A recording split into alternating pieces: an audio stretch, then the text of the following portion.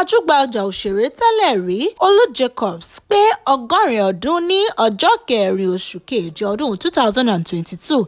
I have traveled a great distance.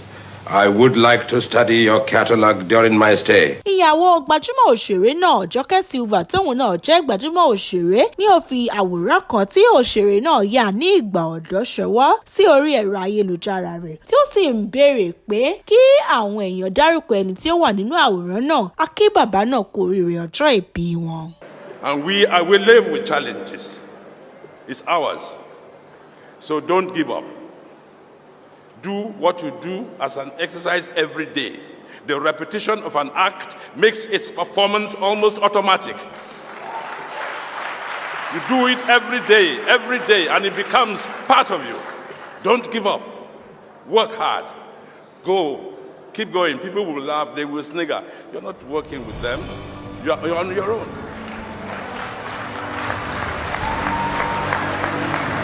Thank you. Thank you very much.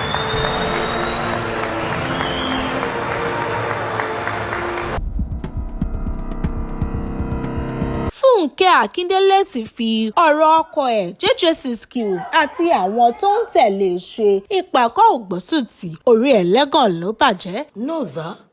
Best. I am an indigenous of Ayetoro town. A very responsible citizen of Nigeria. Pẹ̀lú gbogbo awuyewuye lórí ìpìyà tó dé bá ìgbéyàwó wọn, gbajúmọ̀ òṣèré náà ò sọ nǹkan kan sí i. Ó fi ọ̀rọ̀ náà ṣe má wò bẹ̀. Kàkà kó sọ̀rọ̀ sí ọ̀rọ̀ ìgbéyàwó náà, gbajúmọ̀ òṣèré náà ti sọ di mímọ̀ pé àwọn tí ó ń darí àmì ẹ̀yẹ Oscar ní òkè òkun ti fi ìwé pe òun láti darapọ̀ mọ́ wọn. Ó fi àwòrán bí wọ́n ṣe fi orúkọ rẹ̀ sí ara àwọn tí wọ́n pè láti oríṣiríṣi orílẹ̀-èdè ní àgbáyé hàn. Àwọn olùdarí yìí sì ti sọ tẹ́lẹ̀ pé àwọn tó kójú òṣùwọ̀n níbi iṣẹ́ wọn ni àwọn máa ń fìwé pè. Èyí ni pé Funke Akindele dángájíá ó sì tún kójú òṣùwọ̀n. Àwọn olólùfẹ́ àti akẹgbẹ́ òṣèré náà ti kí i kú oríire. You fought for me, you fought for the future of your children. Corruption. Òun ló ń pa ayé tó rù. Bẹ́ẹ̀ báyìí mú Jennifer wọlé. Corruption will end. Ẹ mọ́ ta ìbò yín. Sọ ti yẹ yín mọ̀. Ẹ vote fún mi kí gbogbo títì yìí láyé tòrò kó di dáadáa. Lẹ́yìn gbogbo rògbòdìyàn tí ó ṣẹlẹ̀ láàrin gbajúmọ̀ òṣèré Ibrahim Ìtẹ̀lẹ̀ àti oníròyìn àgbàsọ Gistlovers, ọkùnrin náà ti bẹ̀bẹ̀ fún ìdáríjì ẹ̀ṣẹ̀. Ó sì ṣe ìlérí pé lílọsíwájú òun á jẹ́ kí ìtọ́jú àwọn ọmọ náà jẹ òun lógún. Ọjọ́ díẹ̀ sẹ́yìn ni gbajúmọ̀ òṣèré náà fi hàn pé òun ti mú àwọn ìlérí òun ṣe. A rí i nínú fọ́nrán kan tí ó ti gbé àwọn ọmọ náà àti ìyá wọn lọ sí ilé ìtaṣọ olówó ńlá kan tí àwọn ọmọ náà ti ń ra oríṣiríṣi ojúlówó aṣọ. Àwọn akẹgbẹ́ gbajúmọ̀ òṣèré náà ṣe ọ̀pọ̀lọpọ̀ àdúrà fún un tí wọ́n sì tún ń gbà ní ọ̀pọ̀lọpọ̀ ìmọ̀ràn.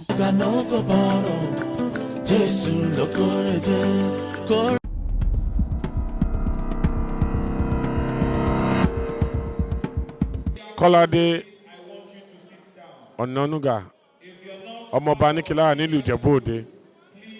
Mo jẹ́ kan nínú àwọn ọmọ bàbá wa K1 the ultimate, the king of Fuji music, the king of music worldwide. I wálé láti wá ṣayẹyẹ pẹ̀lú wọn fún àádọ́ta ọdún 50 years anniversary tó ti ń kọrin as an artist. Mo bẹ̀ Ọlọ́run bá tó lọ́jọ́ ẹni kó tó bàbá ń fún wọn ní ẹ̀mí gígùn àti many wonderful more years. Àwa tá à ń bọ̀ lẹ́yìn wọn tá à ń ṣe àríkọ́ṣe wọn tá à ń tọ́ ipa ẹsẹ̀ wọn káà náà ká mẹ́sẹ̀ wá jáde káà náà lè ṣerú eléyìí náà lágbára Ọlọ́run bá.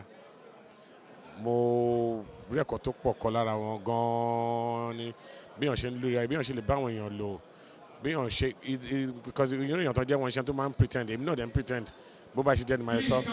Àwọn èèyàn fẹ́ lóòótọ́ wọn ọ̀dẹ̀ fẹ́ tó máa ń sọ̀tọ̀ náà ẹni tó máa ń pretend tó máa ṣojú ayé náà fẹ́ Alhaji Wasiu Ayinde ṣojú ẹni tó máa ṣojú ayé ó máa sọ fún ẹ bóyá eré ni tó bá tẹ́ lọ́rùn kó gbà tó bá tẹ́ lọ́rùn kó gbà ìyẹn náà máa fi sẹ́ pé ó ní ìgbéraga ó ń ṣe ìgbéraga ilé policy ni nǹkan tí wọ́n bá ṣe tó bá wà truthful pẹ̀lú ẹ tó dẹ̀ wà honest tó dẹ̀ wà blunt pẹ̀lú ẹ well nǹkan tí mo dìde sọ pé mo mú lára wọn nìyẹn àwọn èèyàn dẹ̀ máa ń rí àsìgbéraga kò ń ṣe ìgbéraga rárá wọn náà máa fi lo diplomacy wọn máa ká lo diplomacy tẹ́ bá ti lo diplomacy àti ń ṣe ẹ̀tàn jẹ nìyẹn kò sí nǹkan tó ń jẹ́ ẹ̀tàn jẹ let's call a spade and be blunt with whatever you're doing or whatever situation tí yàn bá wà.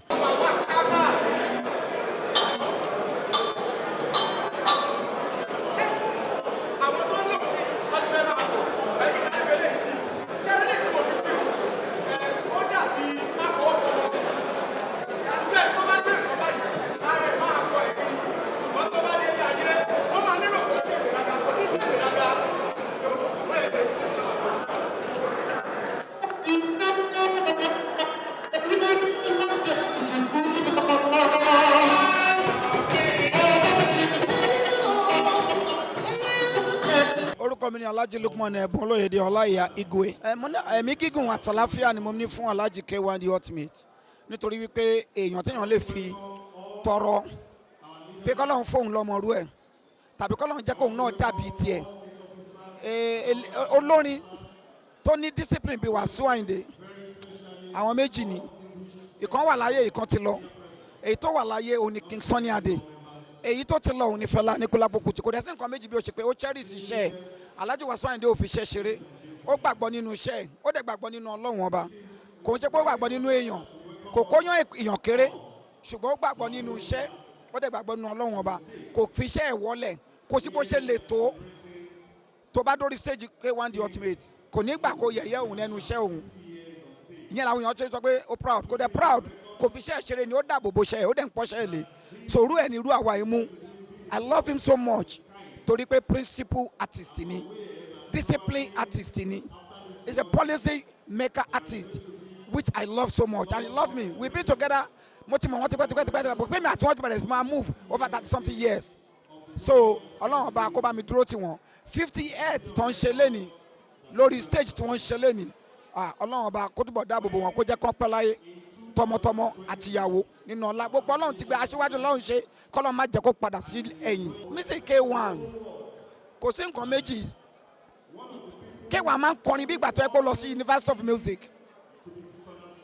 àgbékalẹ̀pọ̀ àti arrangement rẹ́kọ̀dù K1 the ultimate of 40 years ago ó máa rò pọ́n ṣe ṣe lánàá ni ìyẹn náà fi sọ pé ẹni ìmọ̀ nǹkan tó ń ṣe ó máa rò pé ìgbà náà Alhaji ṣe láìfù yìí tó ń bá béèrè wọ́n lè máa ti ọmọ tó ń play wọ́n lè máa ibi ó dẹ̀ lè jẹ́ pé ọmọ yẹn ń ṣe kò mọ́ lọ́jọ́ yẹn wá ń play live mẹ́pẹ́ òun kọ́ mọ́ lé níbẹ̀ ni live wọ́n là ń play K1 nǹkan là ń play òun gbọ́ngàn tó ń kọ́ mọ́ wọ́n lè máa ti ibi tí Ọlọ́run kẹ́ K1 dé ẹni tó Ọlọ́run tún kẹ́ gan ni Ọlọ́run ní jẹ́ òṣẹlẹ̀ Ọlọ́run ní jẹ́ òṣẹlẹ̀ Ọlọ́run ní jẹ́ òṣẹlẹ̀ Ọlọ́run ní jẹ́ òṣẹlẹ̀ Ọlọ́run ní jẹ́ òṣẹlẹ̀ o kí K1 ṣe mistake kò fi ṣe bàbá kan léṣe arúgbó wàláhì kí bàbá yẹn bá bẹ̀ lọ ọmọ ẹ̀ á pe ọmọ bàbá K1 ló máa pè kó wá play mi tọ́lọ́run kẹ́ K1 dé tẹ́lẹ̀ mi bá wá farawé K1 á jẹ̀yà Ọlọ́run ló ṣe bẹ́ẹ̀ it's a specially made person kọ́lọ́run bá má padà lẹ́yìn ẹ̀ ṣẹ́rí tí Ọlọ́run ò bá ti padà lẹ́yìn K1 kò sí wàhálà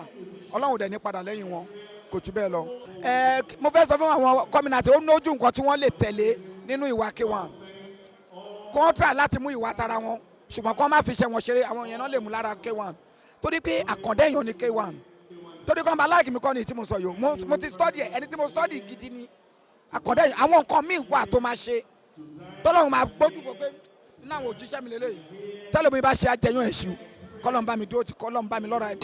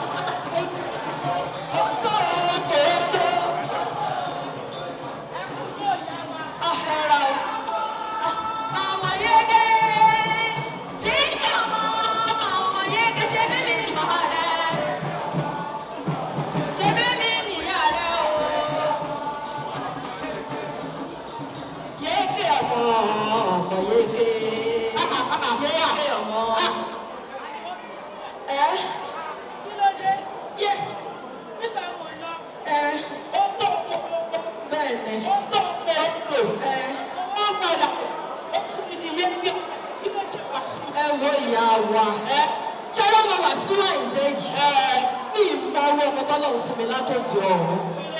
Ẹ ṣé wọ́n lẹ́yìn mi? Àtọ́jà ọmọ ni o. Ó lágbára. Ṣé ẹ rí ẹni mú kọrin látàrọ̀ bẹ́ẹ̀ ní fẹ́ kú? Tí ìbá kọrin fún máa sọ èdè. Ìgbésẹ̀ ni. Ọmọ tí máa ń kọrin fún báyìí, inú ẹ̀ máa ń dùn. A máa jó lẹ́yìn mi, a máa jó lẹ́yìn mi, a máa jó lẹ́yìn mi. Ìyá ọ̀tá. Wọ́n ní abẹ́ ẹ̀ bá ń fọṣọ, agbẹ́bẹ̀ ẹ̀ máa kọrin. Ṣé bẹ́ẹ̀ bá ń dùn náà ẹ tún máa máa kọrin? Àbí kí n kọrin o? Ìyẹn ló wá túbọ̀ gbogbo oríire tí ẹ̀sìn fẹ́ ṣe lájẹ́. Inú orin ló kọ sí. Inú orin ló kọ sí. Ọlọ́run bá bá yín wò ó. Ẹ ṣe ìyá ọmọ oníjàǹkóló, ẹ̀gbọ́n ọjọ́ oníjàǹkóló, ìyá ọmọ oníjàǹkóló. Orúkọ mi ni Mákindé Fásolé, ọmọ ayé tí kò gbọ̀rọ̀ pa lórí rédíò àti tẹlifíṣàn káàkiri. Àwa mi lónìí láti celebrate ayẹyẹ 50 ọdún Alhaji Wasiu Ayinde K1 the Ultimate on stage. Inú wa dùn láti wà mí. Alhaji Wasiu Ayinde jẹ́ ẹnìkan tí ó kóyàn mọ́ra ṣùgbọ́n tí kò gba rubbish. Àyèmí máa ń pè wọ́n ní Alhaji no rubbish torí pé Alhaji Wasiu Ayinde ó jẹ́ èèyàn kan tó kóyàn mọ́ra dáadáa tó ṣe pé ọ̀pọ̀lọpọ̀ èèyàn ló ti là tí wọ́n tulu látara ẹ̀. Ṣùgbọ́n Alhaji Ayinde Wasiu Ayinde ó jẹ́ ẹnìkan tó yẹ pé ibi tó ń lọ ibẹ̀ ló ń wò kó kí wágo aláàgó ṣiṣẹ́. Kò sí ohun tó lè wò kẹ́lì kankan sọ láti fà wá sẹ́yìn àbí láti kó ìrẹ̀wẹ̀sì ọkàn bá.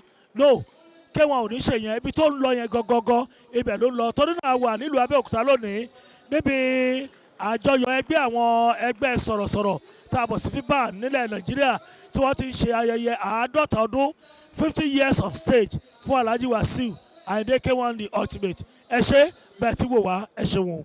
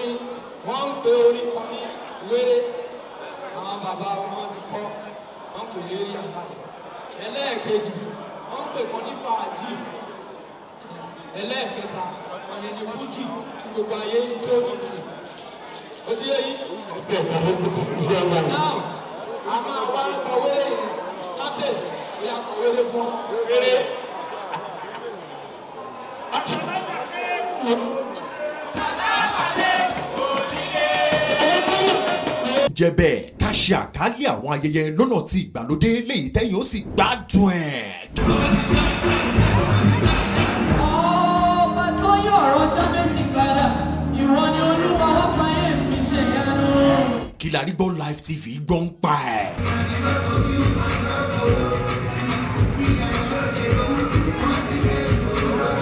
Fún ìpolówó ọjà tàbí àkálẹ̀ èyíkéyìí ayẹyẹ tẹ́ bá fẹ́ ṣe ìyún event coverage pẹ̀lú owó tí ò gani lára ẹ kàn sí Kilarigbo Live TV lórí àwọn ẹ̀rọ ìbánisọ̀rọ̀ wọ̀nyí 0901-80030097 tàbí 0903-0069-885. ẹ tún lè kàn sí wa lórí àwọn ẹ̀rọ ayélujára wa lórí Instagram @Kilarigbo Live TV, Facebook Kilarigbo, lórí Twitter @Kilarigbo Live.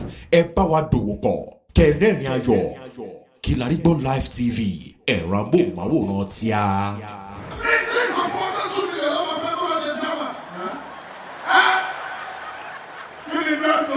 ẹ̀yin olólùfẹ́ ètò Kilarigbo.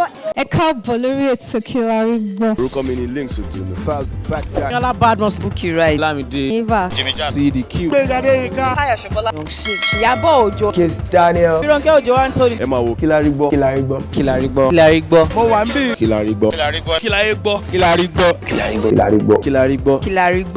ẹ máa wọ ẹ máa fọ. Kilarigbo mo kí ni o. olè ti gbọ́ ẹ̀. ẹ dúró ń bẹ̀ fẹ́ wò. Kilarigbo ètò gidi ni o. Kilarigbo fẹ́ràn tọ́nà. ti gbọ́ nǹkan tá a rí gbọ́. Kilarigbo ètò tó dùn ní Kilarigbo. máa yí kó mẹ́. Kilarigbo nílẹ̀ kẹ́wọ̀n rí gbọ́. ẹ mọ bó ṣe ń lọ náà. Kilarigbo máa wo program yẹn. Kilarigbo ẹ máa wò. ṣé ti gbọ́ ẹ bá fọwọ́ kan tẹlifíṣàn yẹn má gbé kúrò. ilẹ̀ gbọ́. èdè tó bá àná máa gbọ́dọ̀ máa sọ. Kilarigbo náà. kí ni gbogbo wa rí gbọ́.